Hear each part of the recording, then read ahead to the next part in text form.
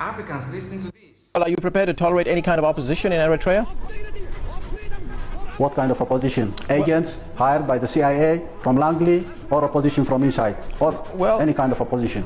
There was something of a crackdown against the opposition by the Eritreans, by your government in 2001. Journalists... Never, not at all.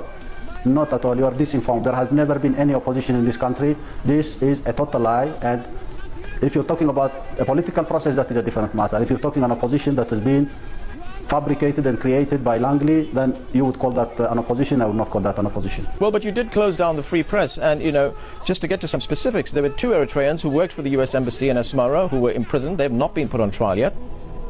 You're coming back again with the same list of questions provided to you by the State Department or the CIA, and you're trying to make this issue a political issue in the name of Al Jazeera International. I can assure you, freedom of press, if you mean the press that is financed by conglomerates in the world, financed by military industry in the world, if you think the financing and managing of media, the CNN, BBC, or even Jazeera International, by special interest groups is freedom of press, I can tell you we're not party to that kind of freedom of press.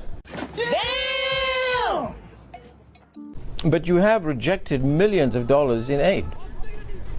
We don't want to be spoon-fed. We would like to live on our toil and be enabled to secure food for our people. That's what we do, and we don't want to be crippled by food aid that is linked to an agenda of dependency, and we've overcome this by denying and rejecting food aid intended for crippling us. President, I can understand that you don't want to be spoon-fed, as you say. You want to be self-reliant, you want to be self-sufficient, but there are food shortages in Asmara. Who told you that? Well, we just had a report from the French news agency which says there are shortages of things like bread, that people have to use ration cards to get food from state stores, that there is a black market in food supplies.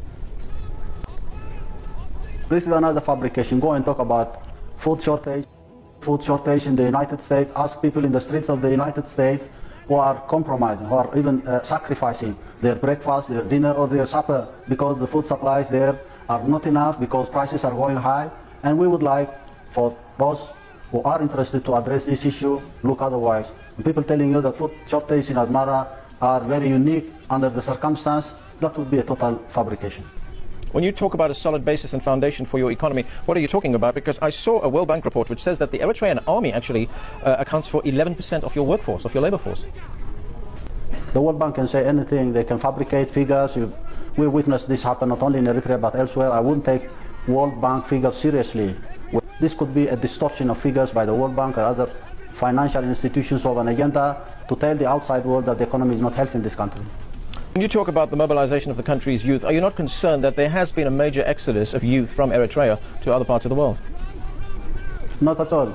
Think about the 10 million Mexicans who are crossing the Mexican border to the United States. It looks like you're talking on behalf of the United States and the administration in Washington, and your list of questions seems to be provided by, I don't know, someone in Langley or the administration in Washington. I'm not bothered about these accusations. I can assure you these lies will be repeated again and again with no leverage on the ground. Ow.